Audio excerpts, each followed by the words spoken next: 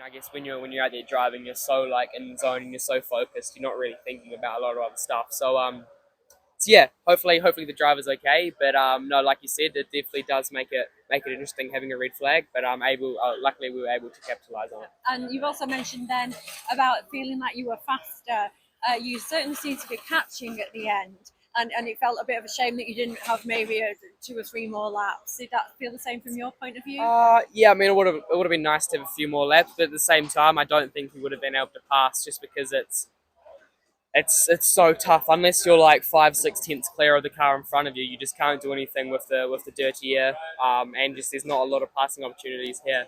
And unfortunately, all the passing opportunities come after quite fast corners, and that's where the dirty air is at its worst. So yeah, I mean it's unfortunate because it is one of my favorite tracks. It is a lot of fun, but the racing isn't. I guess the racing side of it isn't great. I mean, it would have been nice to do a couple more laps just to see because I was putting pressure on. So maybe the driver ahead would have made a mistake. But no, I'm not. I'm not too unhappy with the result, and I think it's a decent result for the team as well. Well, you said it's your favourite track. You won here last year, didn't you? That was your first Formula 4 win as well, Yeah. wasn't it? Yeah, so I got my first win here. Like last year was a very good weekend. I think I had 2 seconds in a first. So unfortunately, this weekend hasn't started off quite as good as it did last year. I think I mean, we had potential for it to be that good. But yeah, no, getting my first win here, it's definitely a special place for me. So that's why I'm hoping we have a good day tomorrow, and hopefully a bit of rain. Actually, I think there is some rain forecast.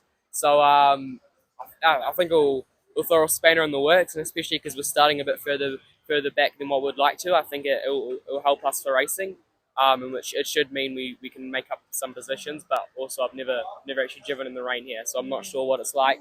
I think it's a cool track in the dry, so I can't see why it wouldn't be a cool track in the rain as well. Yeah, exactly. Now, mathematically, you're still leading the championship because you finished ahead of the people that are the closest to you, even though Canato feels like he can chase you down this weekend. But even though it wasn't your ideal race and ideal finish, you're still ahead. So that's still obviously part of that thought process for the next 2 races. Yeah, I mean it's a big bonus to still be leading. Like you said, Kanato is he's catching up, especially because he had such good qualifying and obviously won the first race. He's looking good to get a good result tomorrow. So I think for me it's just going to be about damage limitation, just making up as many spots as I can and trying to I guess bridge the gap to those starting at the front. But yeah, I guess we all have weekends that are tough, especially when those tough weekends or tough races, especially when it comes in qualifying because you don't want to have a bad qualifying because it really kind of sets up the rest of the weekend. So unfortunately, I mean I wasn't able to quite hook it up. So if we can just limit everything we can and come away with some decent points, I'd be happy. Perfect. Well, congratulations. It's still a great finish, P4, even though it wasn't quite the podium. Still good points in the bag. Good luck for the rest of the weekend. Thank you very much. Thank you.